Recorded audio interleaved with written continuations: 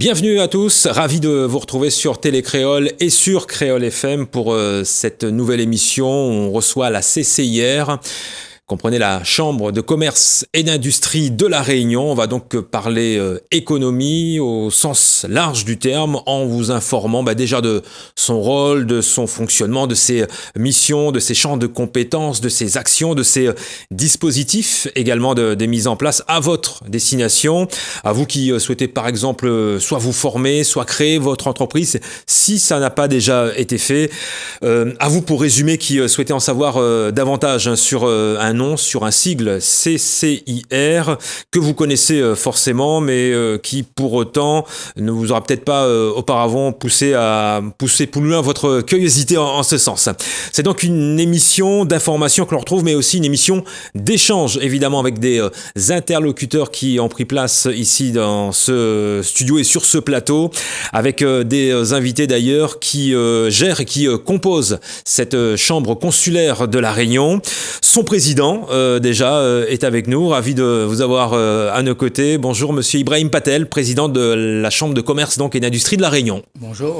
Bienvenue avec nous sur Télécréole. Alors, vous êtes président depuis 2010, d'ailleurs réélu en 2016. Vous êtes donc sur votre deuxième mandature à la tête de cette chambre consulaire. Vous n'êtes pas seul, vous avez des collaborateurs, collaboratrices également à vos côtés. Madame Karima Badat, bonjour. Bonjour. Alors, vous êtes la directrice de CCIR de l'espace entrepreneuriat et expertise. Tout à fait, oui. Et puis à vos côtés, quelqu'un que vous côtoyez, je présume, assez souvent, puisqu'il est également de cet espace entrepreneuriat et expertise, mais responsable de cette région ouest de l'île, monsieur Lucas Voulama, bonjour. Bonjour. Bienvenue donc à tous, on va donc pouvoir discuter ensemble, on va même, je dirais, peut-être d'emblée mettre un petit peu les choses à plat concernant la CCIR, la Chambre de commerce et d'industrie de La Réunion. Je le disais, ça parle peut-être comme pas. En quelques mots, alors je m'adresse un petit peu à tout le monde, au président, mais aussi à vous. Une question, mais qui regroupe plein d'autres questions. La CCIR, pour la présenter dans les grandes lignes, c'est quoi ? Quel est son rôle ? Quelles sont ses missions ? Ça fonctionne comment ? Ça s'adresse à quel type de public ? Donc, vous voyez que ça fait une question, mais plein de questions finalement et pas mal de réponses autour de ça. Qui se lance en premier, monsieur le président ? Je vais répondre. La Chambre de commerce, déjà, effectivement, c'est plus de 40 000 entreprises, donc 42 000 entreprises, qui est réparti sur un champ d'activité qui est effectivement l'accompagnement des entreprises. À cela, nous avons quand même 4 maisons d'entreprise. Pour vous dire que nous sommes arrivés en décembre 2010, il n'y avait que 2 maisons d'entreprise. Nous avons par la suite inauguré une maison d'entreprise à Saint-Paul pour l'Ouest et à Saint-André, effectivement, donc pour l'Est.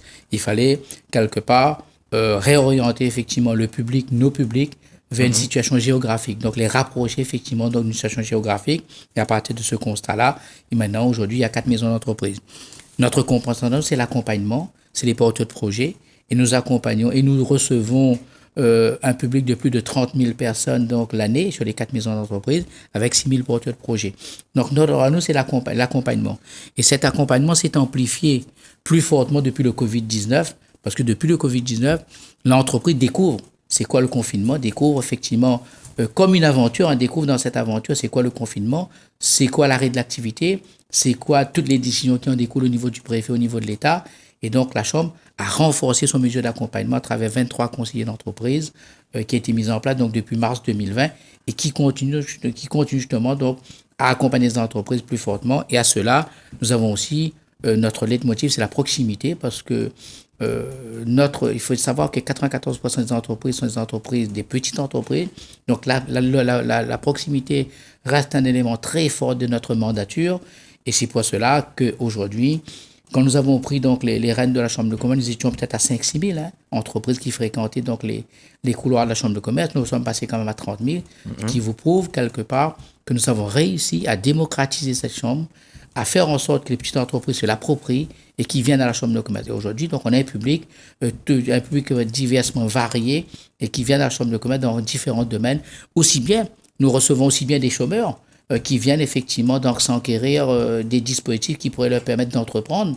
Nous recevons aussi des porteurs de projets. Donc voilà, nous recevons énormément de monde et nous avons aussi un secteur qui est quand même très important, c'est la formation. Le secteur de la formation, nous formons 10 000 personnes l'année, aussi bien dans l'apprentissage comme dans la formation continue. Et évidemment, nous sommes deuxième après l'éducation nationale en termes de quantité et en termes de qualité de la formation. Voilà, CCI, donc partenaire incontournable au développement économique de La Réunion. C'est même, je dirais, son premier rôle finalement. Vous parliez d'aménagement et développement donc économique de La Réunion. Mais le premier pas d'un chef d'entreprise, c'est de le monde économique. C'est dans les chambres consulaires. Quelqu'un qui a besoin de créer son entreprise, qui a besoin d'un accompagnement, il va dans les chambres consulaires, donc la chambre de commerce pour nous.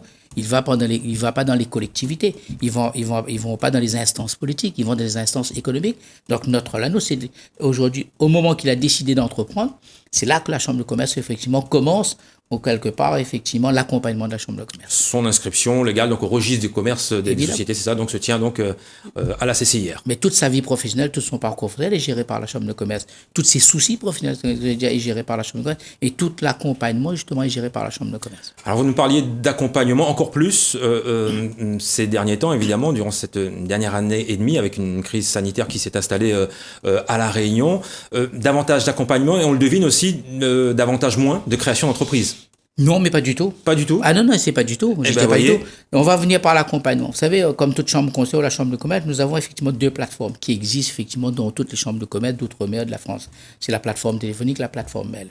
Et nous savons qu'à La Réunion, les chefs d'entreprise réunionnais n'ont pas cette culture aujourd'hui de démarche en ligne, d'aller sur une plateforme pour faire des démarches en ligne. C'est pas dans la culture de la majorité des entreprises réunionnaises. Et à cela, pourquoi, quand on a eu le confinement, le FSN, il fallait effectivement quelque part l'obtenir à partir de la plateforme.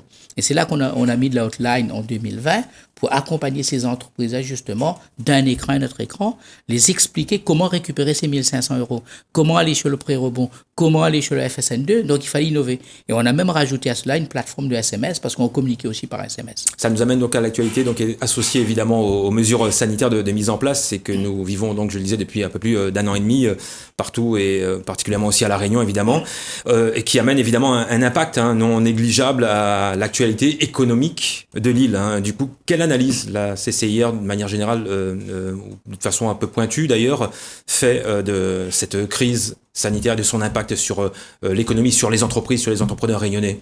La situation est compliquée et grave. Pourquoi? Parce que jusqu'à maintenant, quand on parlait de création, c'est vrai qu'en 2020, malgré 55 jours de confinement, on a eu plus d'entreprises de créer, plus de 400 de créer. On a eu moins d'entreprises, effectivement, de radier ou de fermer, alors que nous-mêmes, nous imaginons que nous étions en fin 2020 un millier d'entreprises de fermer. Ça a été totalement l'inverse. Il y a des raisons à cela. La première raison, c'est qu'aujourd'hui, l'État a été présent pour accompagner les entreprises. Donc, ces entreprises qui étaient quelque part un peu en difficulté avant le Covid, avec le PGE, avec le FSN, avec les accompagnements, avec effectivement les dispositifs que l'État a mis en place, la région a mis en place, le département, avec l'accompagnement de la Chambre de commerce, ces entreprises ont pu obtenir des aides. Maintenant, quelque part, on est en 2021. Et là, j'avais dit que 2021, c'est l'année de tous les dangers. Donc, à fin 2021, on pourra vraiment faire un bilan des entreprises qui ont pu effectivement tenir le coup et rester effectivement sur le marché. Vous parlez de bilan, il me semble que la CCIR aussi a réalisé une enquête récemment justement pour mesurer l'impact de cette crise sanitaire sur l'ensemble des entreprises. Quels sont les grands éléments qui s'en dégagent? Mais je parle du PGE. Plus de 50% ne sont plus en mesure de rembourser le PGE. PGE, prêt garanti par l'État. Prêt garanti par l'État. Plus de 60% ne sont pas en mesure effectivement de payer les charges sociales et fiscales. Plus de 26% aujourd'hui disent que nous risquons de fermer dans un délai de 3 mois ou de moins de 3 mois, donc jusqu'à la fin de l'année. C'est ça la réalité des choses. Donc je veux dire, après, n'oublions pas, il y a un autre phénomène et qui nous rattrape, c'est le fret. Avec effectivement le fret, aujourd'hui, toutes les marchandises aujourd'hui sont soumises quand même à une augmentation du fret. Et là, nous constatons que quelque part, les marchandises vont augmenter. Donc la première enquête donne aujourd'hui un tableau quand même très compliqué de la situation économique. Et maintenant, si nous revenons au pass sanitaire et si nous revenons effectivement au couvre-feu, pareil, 45% des restaurateurs sont toujours pas ouverts.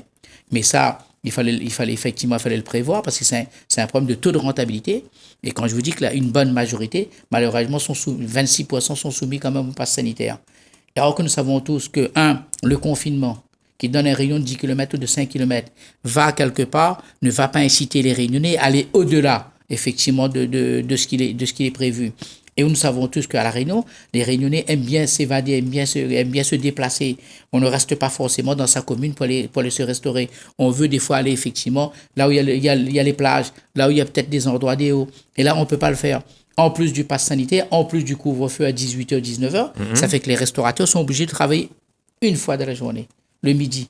Or qu'il y a des restaurants qui ne font pas le midi, ils font que le soir. Donc tout ça fait qu'aujourd'hui, la situation devient très compliquée et très catastrophique, effectivement, pour un certain nombre, effectivement, de secteurs d'activité. Et qu'est-ce qu'on peut faire? Quelle initiative a pris la CCIR en ce sens? Vous avez écrit, me semble, et à la région et au ministre également, c'est ça? J'ai écrit effectivement donc à la région, au ministre, pour deux choses. Le décret qui est sorti aujourd'hui, il y a quelques jours, qui était le 17, ce décret, malheureusement, n'est pas favorable aux activités qui sont fermées.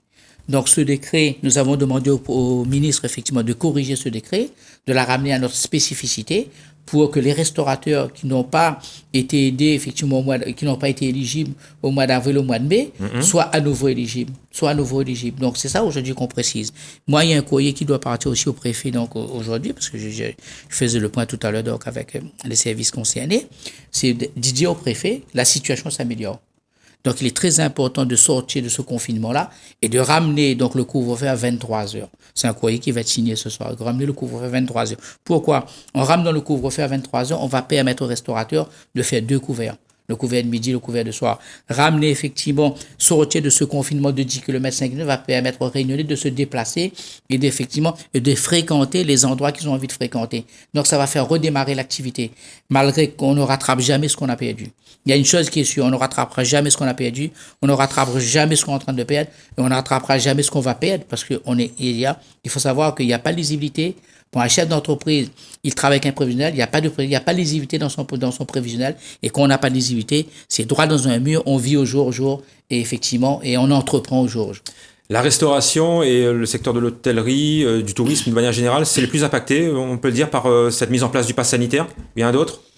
Écoutez, au moment où on a décidé effectivement de se mettre dans un confinement, au moment où on a décidé effectivement de mettre le pass sanitaire, bien, tout de suite, au moment où cette décision est prise, c'est à ce moment-là que les annulations, les réservations, justement, les annulations et réservations se sont faites en cascade. Sur les locations de voitures, sur la légide, sur toute la partie hôtellerie. Automatiquement, il y a un effet psychologique qui fait que les gens ne sont pas incités à venir à la Réunion pour ne pas sortir après 18 heures, pour rester effectivement dans un rayon prévu. Et ça, je comprends, le préfet, il prend des mesures en fonction de la situation. Et c'est tout à fait à son honneur. Mais après, il y a un impact économique derrière. Et cet impact fait qu'il y a eu beaucoup d'annulations dans les réservations. Donc, le secteur touristique est impacté. Le secteur événement est impacté. Le secteur des boîtes de nuit sont impactés depuis le premier confinement. Et les forains sont très impactés. Pourquoi? Parce que vous savez, à La Réunion, vous avez les forains qui ont double activité. Ceux qui ont pignon sur eux et ceux qui sont des activités non sédentaires. Ils ont que les foires pour vivre ou survivre. Et les foires, on ne les fait plus. Les mairies aujourd'hui, par rapport à la situation, ne vont plus effectivement se lancer dans des animations commerciales, dans des foires, dans les centres-villes. L'exception a été faite pour Saint-Paul pour le mois de juillet, mais c'était une exception en fait. Mais et heureusement, parce qu'au moment où ça s'est terminé, on est rentré dans un confinement aussi après. Donc, toutes ces activités-là aujourd'hui sont impactées fortement, plus que d'autres activités, et qui nécessitent des aides supplémentaires ou des aides renforcées. C'est donc une partie constat évidemment de la situation du moment. On va revenir au côté entrepreneuriat, tiens, avec sa directrice de cet espace entrepreneuriat expertise, Madame Karima Badat, du coup, avec des actions de menées par la CCIR donc en faveur des chefs entreprises. Votre service déjà entrepreneuriat expertise, il intervient quand déjà auprès des entreprises? Alors, il intervient à 2 niveaux. Il intervient en création, oui, et il intervient dans le développement et l'accompagnement des entreprises déjà installées.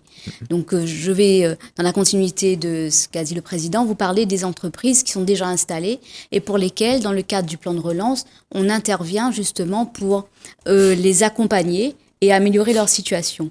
Donc, on a 2 volets d'intervention, le volet transition écologique et le volet transition numérique.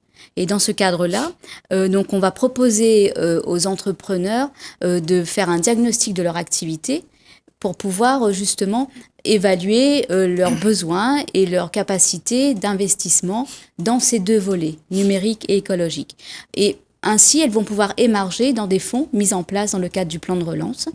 Et on va donc, avec eux, rechercher des financements qui leur permettra de consolider leur activité en investissant aussi bien dans leur stratégie digitale que dans leur stratégie de développement durable.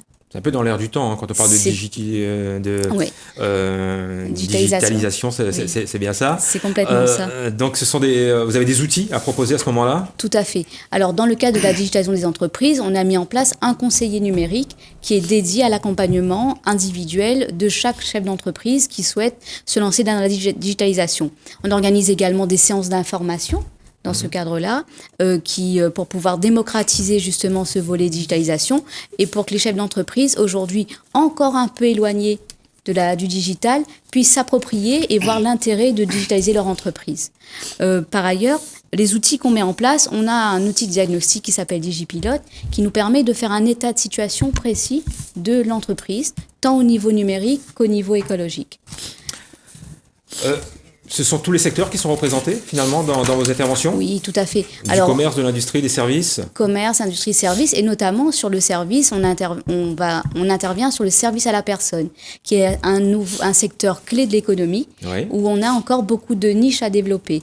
Aujourd'hui, avec le vieillissement de la population réunionnaise la capacité des ménages à faire appel à ces services à la personne, on accompagne les entreprises à se structurer. Et pour ça, on lance un colloque le 22 septembre. Il va se dérouler à Stella Matutina. Et justement, pour invoquer avec les chefs d'entreprise présents sur le secteur une manière de se professionnaliser, de se structurer et également susciter l'envie d'entreprendre dans ce secteur. On va accueillir donc des porteurs de projets qui ont une idée, qui se dit pourquoi pas dans les services à la personne. Les services à la personne, c'est aussi bien l'accompagnement de la petite enfance que l'accompagnement dans la silver economy, ce qu'on appelle donc l'accompagnement des personnes âgées.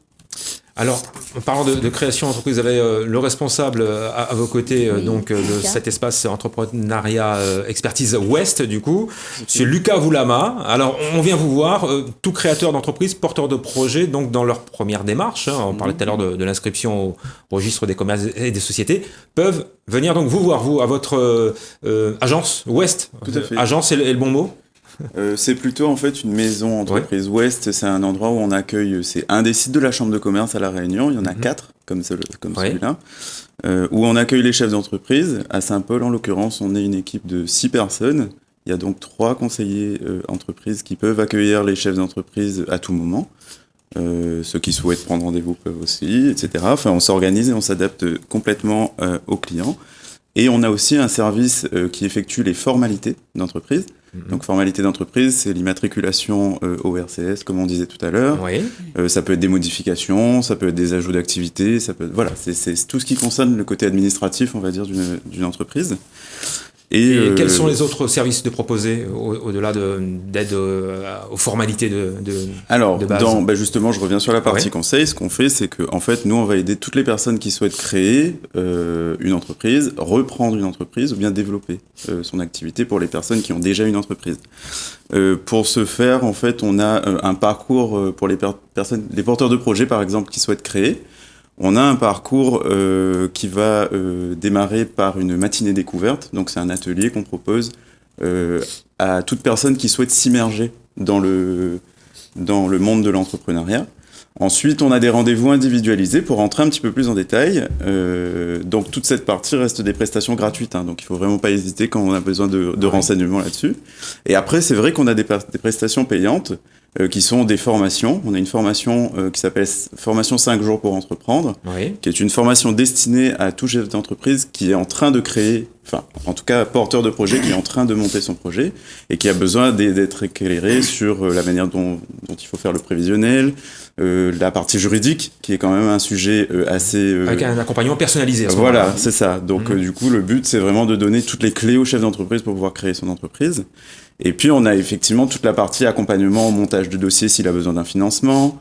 Il a besoin d'un prévisionnel pour aller présenter son projet, avoir des partenaires, des fournisseurs, tout ça, voilà. Donc, on accompagne vraiment sur tous les volets un chef d'entreprise qui souhaite créer aujourd'hui. J'ai cru vous entendre dire que vous apportiez également des conseils juridiques aussi en la matière ? Alors, justement, concernant les conseils juridiques, on n'est pas juriste, évidemment, à la Chambre de commerce, mais on apporte effectivement des conseils juridiques sur la partie, sur les questions assez simples du chef d'entreprise, à savoir les statuts juridiques qu'il faut pour la société, les régimes fiscaux qui sont plus avantageux ou pas.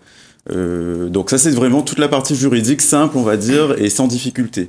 Après, dès que la personne a des problèmes juridiques un peu plus litigieux, etc., nous avons des ateliers juridiques que nous proposons, parce qu'on a contractualisé avec des avocats et des notaires qui nous accompagnent là-dessus, et qui vont tenir des permanences, soit des permanences, où ils vont avoir un rendez-vous individuel avec quelqu'un qui a un problème précis, soit en fait on a aussi des ateliers thématiques. Donc là ça peut être sur des contentieux que peut avoir le chef d'entreprise avec des partenaires ou des clients, etc. Ça peut être des questions, des questions beaucoup plus précises. Là en fait on va passer vraiment le relais à des personnes plus expertes que nous en litige, en problème quoi. C'est-à-dire que nous on va pas forcément apporter des conseils juridiques sur des situations litigieuses. Dans l'Ouest, en tout cas, pour résumer, vous êtes l'un des référents, en tout cas, à venir voir, je suis le responsable rencontrer. du site, oui, tout à fait. Il est situé où le site d'ailleurs, cette maison ? En fait, il est au 196 rue Marius et Harry Leblond, et il est pas très loin du collège Antoine Soubou. Pour ceux qui repèrent. D'accord. Ouais. Centre-ville, secteur centre-ville. Exactement. Madame Haddad souhaitait préciser. Alors en fait, les services qui ont été présentés par Lucas sont dupliqués sur nos 4 espaces entrepreneuriat, à Saint-Denis, Saint-Pierre, donc Saint-Paul et Saint-André. Et donc les mêmes services sont dispensés sur les 4 micro-régions, justement pour qu'il y ait un traitement équitable des régions et ce besoin de proximité qu'on a détecté donc sur chacune des micro-régions, on y répond. Donc les gens n'ont pas besoin de se déplacer à Saint-Denis ou dans une grande ville pour pouvoir avoir le même service. Je reviens à Monsieur le Président, Monsieur Ibrahim Patel. Pour résumer, puisqu'on se rapproche de la fin de cette première émission, pour rappel, quelles sont les mesures phares que vous prenez dans le cadre de cette situation actuelle que prône la CCIR pour pouvoir relancer cette économie ? C'est interpeller le gouvernement à chaque fois que la situation l'exige, demander effectivement toujours un peu plus effectivement donc au ministre de l'économie, parce qu'aujourd'hui nous on a un rôle, c'est dire tout haut ce qu'on pense, de dire que voilà ça ne va pas, que les entreprises sont dans la difficulté, il faut que les accompagner, il faut les aider. Jusqu'à maintenant on a pu faire évoluer le dispositif. Je donne un exemple. En mars 2020, je dis sur le plateau, sur un des plateaux, que 0 chiffre d'affaires, 0 charge. C'est bon. Mais il y a toujours des charges, les loyers. Donc, Bruno Le Maire, ministre de l'économie, dit quoi ? Je vais augmenter le FSN2, je passe à 5 000 euros, de manière qu'on puisse, comme quelque part, ces entreprises payer le loyer. Donc, on obtient gain de cause. Je dis effectivement à monsieur le préfet que ceux qui ne sont pas à jour des cotisations sociales et fiscales, il faut faire un effort. Le préfet prend une décision sur ses propres prérogatives et accepte que ceux qui ne sont pas à jour des cotisations sociales et fiscales, de mars à juillet, bénéficient du FSN. Donc c'est ça notre rôle aujourd'hui, c'est d'alerter le gouvernement. Là où c'est bon, là c'est pas bon. Vous avez des dispositifs qui ne rentrent pas du tout dans le cadre de le profilement des petites entreprises, il les fait modifier. Quand le gouvernement dit que sur le FSN2, c'est uniquement pour le 1 salarié. Il faut le préciser qu'à La Réunion, il y a 26 000 entreprises qui ont 0 salarié. C'était fermer la porte à ces 26 000. On obtient gain de cause. Le rôle de la Chambre de commerce de dire fortement, de dire que ça ne va pas, que c'est pas bon, ça va pas dans le bon sens, et à non corriger effectivement quelque part ce dispositif. Et ça a été le cas dans beaucoup de dispositifs qui ont été revus et corrigés à la demande de la Chambre de commerce sur beaucoup de choses. Un jour, on a une réunion avec les associations des commerçants, donc à la Chambre de commerce, parce qu'on parlait de confinement.